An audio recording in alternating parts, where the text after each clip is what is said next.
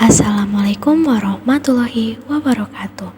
Halo semuanya, apa kabar nih? Semoga kita semua selalu dalam keadaan sehat ya. Oke, perkenalan dulu ya. Nama saya Tika Sartika. Nah, di video kali ini saya akan menjelaskan mengenai gelombang bunyi.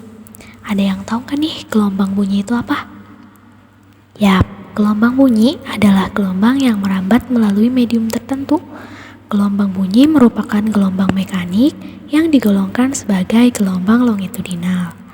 Ada yang tahu nggak nih kenapa dikatakan sebagai gelombang mekanik dan digolongkan sebagai gelombang longitudinal? Ya, betul sekali. Dikatakan sebagai gelombang mekanik karena gelombang bunyi membutuhkan media untuk merambat seperti udara, padat, dan cair. Sedangkan dikatakan sebagai gelombang longitudinal karena partikel medium yang merambatkan bunyi bergetar searah dengan arah perambatan gelombang bunyi. Gimana? Udah paham belum nih sampai sini? Next, yaitu gelombang bunyi berdasarkan frekuensi. Yang pertama, infrasonik, yaitu gelombang bunyi yang memiliki frekuensi kurang dari 20 Hz. Yang kedua, ada audiosonik, yaitu gelombang bunyi yang memiliki frekuensi antara 20 sampai 20.000 Hz. Dan yang ketiga, ultrasonik, yaitu gelombang bunyi yang memiliki frekuensi lebih dari 20.000 Hz. Selanjutnya, kita akan belajar mengenai rumus cepat rambat gelombang, yaitu V sama dengan H per T atau V sama dengan lambda per T atau V sama dengan lambda kali F.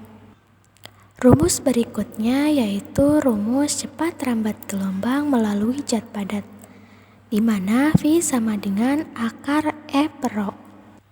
Lalu, rumus cepat rambat gelombang bunyi melalui zat cair, yaitu V sama dengan akar B per Rho. Materi berikutnya yaitu ciri-ciri gelombang bunyi.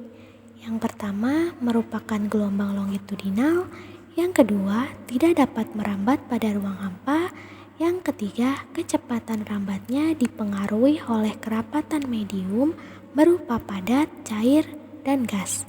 Yang keempat dapat mengalami resonansi serta pemantulan. Selanjutnya ada sifat-sifat gelombang bunyi. Yang pertama, refleksi, yaitu bunyi dapat dipantulkan apabila bunyi mengenai permukaan keras dan sudut datang gelombang sama dengan sudut pantul gelombang. Yang kedua, refraksi. Refraksi gelombang adalah pembelokan gelombang ketika melewati bidang batas tertentu. Yang ketiga, interferensi. Interferensi gelombang adalah perpaduan dua gelombang yang menghasilkan pola-pola tertentu. Dan yang keempat, difraksi. Difraksi adalah peristiwa pelenturan gelombang bunyi ketika melewati suatu celah sempit.